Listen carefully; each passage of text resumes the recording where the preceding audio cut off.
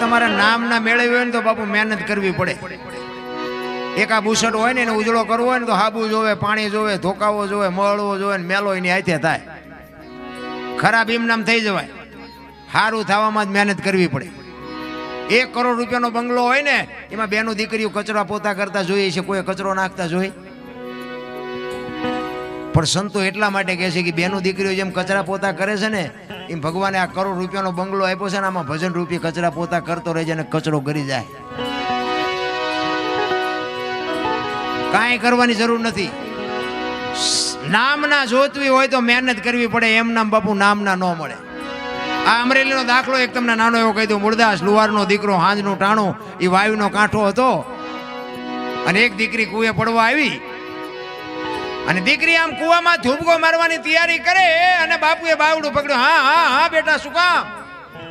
એ કે બાપુ મને મરવા દો, મારે મરવા સિવાય ઉધાર પણ. કે શું કામ બેટા? માણા જેવો અવતાર મળ્યો છે. એ કે પણ બાપુ મારા જીવનમાં એક ભૂલ થઈ ગઈ છે, મારે મર્યા સિવાય ઉધાર નથી. પણ કે આ પાણીમાં પડીને બીજી કરવી છે. એ કે પણ શું કરું બાપુ, મને હુજતું નથી. એ કે પણ તું વાત કરી તો કઈ ખુલાસો થાય ને. એ કે બાપુ મારા પેટમાં બાળક છે, એના બાપનું નામ લઈ શકું એમ નથી. જો નામ લઉં તો મને જીવવા દે, પણ હું લઈ શકું એમ નથી. ભારતનો સંત બાપુ મૂળદાસ દ્રવી ગયો. એને એમ થયું ઓહો દીકરી માથે આટલી દશા. એ કે તારા પેટમાં બાળક છે, એના બાપનું નામ લે તો તને જીવવા દે? કે બાપુ તો જીવવા દે, પણ હું લઈ શકું એમ નથી. અને તેથી આ ભારતનો સંત મૂળદાસ એમ કહેતો હોય કે બેટા તું તારું બાળક જો બચી જતા હોય તો અમરેલીની બજારમાં જઈને કાલ કહી દેજે કે મારા પેટમાં બાળક છે, એનો બાપ મૂળદાસ છે, કહી દેજે જાય. કે હવે આ આપણી તાકાત છે. આપણે લીધેલું કોકનું પાછું દઈ દઈએ ને તોય ઘણું છે.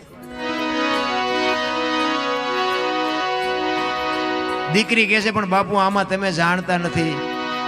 એ કે તું તારું બાળક બચી જતો હોય તું મોજ કરીને તું તારા અમરેલીમાં મારું નામ દઈ દેજે. અને આ દુનિયા બાપુ હાથીની અંબાડીએ ચડાવીને ક્યારે ગધાડે ચડાવે કોઈ ભરોસો નથી. એ હવારે ખબર પડી, એ ગધાડું બોલાવી, માથે મુંડન કરાવી, જોડાનો હાર પહેરાવીને મૂળદાસને ગધાડા ઉપર બેહારીને બાપુ ફૂલેકું કાઢ્યું હો અમરેલીમાં. પણ તોય બાપુ એ અમરેલીનો એ સંત બાપુ એની સાથી ફાટતી હતી હોય કે ઓલી દીકરીને એનું બાળક તો બચી ગયા ને આવડા ભલન રાજી થતા. ચિત્તની શાંતિ, મનની પ્રશંસા, દિલની દાતારી, ગુમડાની રૂજ ને ટાઢિયા તાવની ટાઢ એટલું માલકુરથી આવે. એક તમે એસટીમાં બેઠા હોય ને, એસટીમાં તમને જગ્યા મળી ગઈ હોય અને કોઈક બેન છોકરું તેડીને ચડે, કોઈ ઉંમરવાળા માજી ચડે, એને ઊભા થઈને તમે એને બેહવા દો ને, તમે ઊભા રહ્યો તો થાક ન લાગે. શું કામ? આ જગ્યા આપ્યાનો નશો તમને થાક ન લાગવા દે. ભલા આપણે આમ સડવીને એને જગ્યા મળી જાય ત્યાં ટાટિયા પોળા કરે. હમણાં આવશે, તારું મોત આવશે, ઘડીક 2 વાગ્યાને અમારે જ્યાં બસ ને લઈ જવી છે. પણ આ નથી થઈ શકતું. ઈ બાપુ હવારે ખબર પડી કે આ તો બાપુ બાપુ કરતા તો ઓલા મૂળદાસ ને બાપુ કહેતા હતા એને તો આવું પાપ કર્યું, આને કાંઠો મારો. એ ઠેબી નદીના હામા કાંઠે બાપુ ઝૂંપડું વાળીને રામ મૂળદાસ બાપુ રહેવા જાય. એને વિચાર થયો કે હવે આ જગત મારું માને નહીં, મને કોઈ સમજી ન શકે. જામનગર દરબાર અમારા સ્ટેટ, એને કંઠી બંધાવી લઈ. એને મૂળદાસભાઈ અને એને એમ થયું કે ગમે એમ તો દરબાર છે, રાજા છે, એ મારી વાતને સમજી શકે. એ અમરેલીથી બાપુ અહીંયા જાય. પણ એના જ્યાં પહેલા બાપુ આ વાત જામનગર દરબારને ખબર પડી ને એટલે એને વગર વિચારે કંઠી તોડી નાખી. હવે મૂળદાસને ખબર નથી. એને એમ કે દરબાર પાસે જઈ અને મારી વાતને એ કઈ ખુલાસો કરી શકું. હવે અમરેલીથી જામનગર ગયા, દરબારગઢમાં જઈને કીધું કે મારે બાપુને મળવું છે. બા સાહેબે કીધું કે બાપુ ઘરે નથી, ક્યાંય ગયા? એ કે મોટા મંદિરે બધા સંતો આવ્યા છે, મોટા મોટા મહાપુરુષો આવ્યા છે, અહીંયા કંઠી બંધાવા ગયા. એ કંઠી બંધાવા ગયા ને બાપુ આપ ફાટ્યો હો માથે કરે તારી ભલી થાય તારી. આને મારી કંઠી તોડી નાખી. પડી કે કાંઈ વાંધો નહીં, મારે મળ્યા સિવાય જવું નથી. એ દરબારગઢથી મોટા મંદિરે જાય. એમાં રસ્તામાં એક પ્રસંગ બન્યો, મરેલી બિલાડી પડી હતી, બચડા ટળવળતા હતા. અને અહીંયા બાપુ પહોંચ્યા ને, ઉભા રહ્યા અને એને વિચાર કરીને મરેલી બિલાડીને જોડીમાં નાખીને બાપુ આ બધા બેઠા ત્યાં આવ્યા. એટલે બધા બારો મીંડ્યા કાઢવા કે તું તો પાપી શું, બારો નીકળ, બારો નીકળ.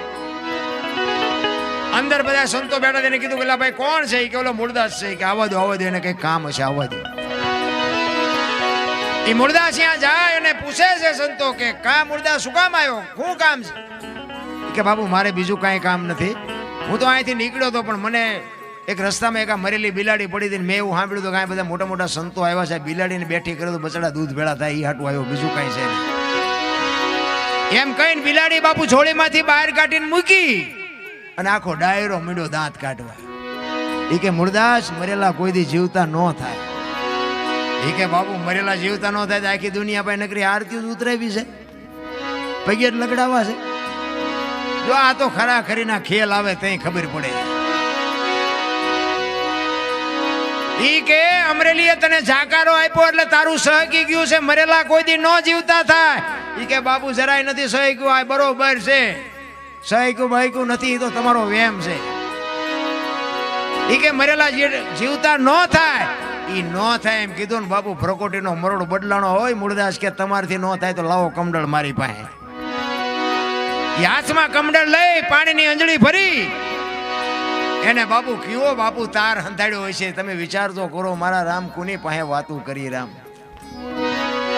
હાથમાં આંજળી લઈને કહે છે, હે દિનબંધુ દયાળુ, હે પરમ કૃપાળુ પરમેશ્વર, મેં તન મન ધનથી તારું ભજન કર્યું હોય, કોકના પાપ જો મારી માથે લીધા હોય, હાથે પાતાળમાં જો ડાઘ હોય ને તો બેઠી ન કરતો, અને જો બિલાડી ન બેઠી કરીને મારા ખોળિયામાં જીવ રહેવા દઉં તો મૂળદાસ નહીં. એમ કહીને અંજળી સાટી અને બિલાડી મંડી હાલવા. ડાયરેની દશા શું થઈ છે? જામનગર દરબાર હિમાત બેઠા છે અને ઈને ઈ સકરી ખાઈ ગયો. મેં કંઠી તોડીને ભૂલ કરી છે, આનું પાપ હોય ને પાપ હોય તો બિલાડી બેઠી થાય નહીં. કાટ કાટ કાટ કાટ પગથિયા ઉતરીને બાપુ મૂળદાસ હાલવા મંડી ગયા. દરબારે વાંય હળી કાઢી, એ બાપુ ઉભા રહ્યો, એ બાપુ ઉભા રહ્યો, પણ મૂળદાસ ચોથા આંસુ રડતો રડતો હાલ્યો જાય છે.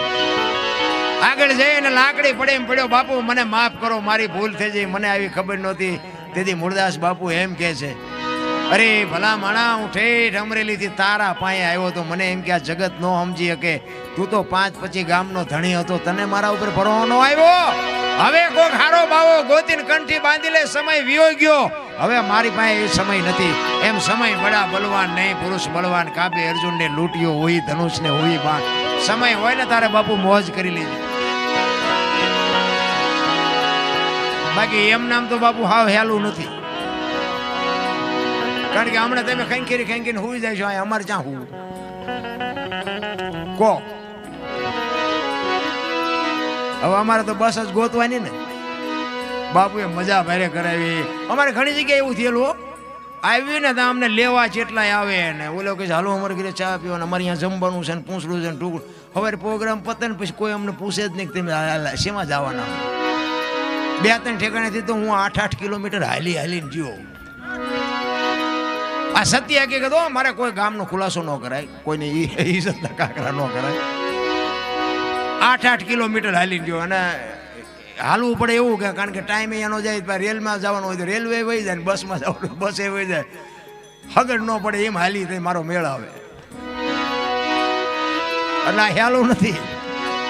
એટલે સવારામ બાબા છેલ્લી કડીમાં કહે છે, એક કડી કહીને પછી મારી વાણીને વિરામ આપું.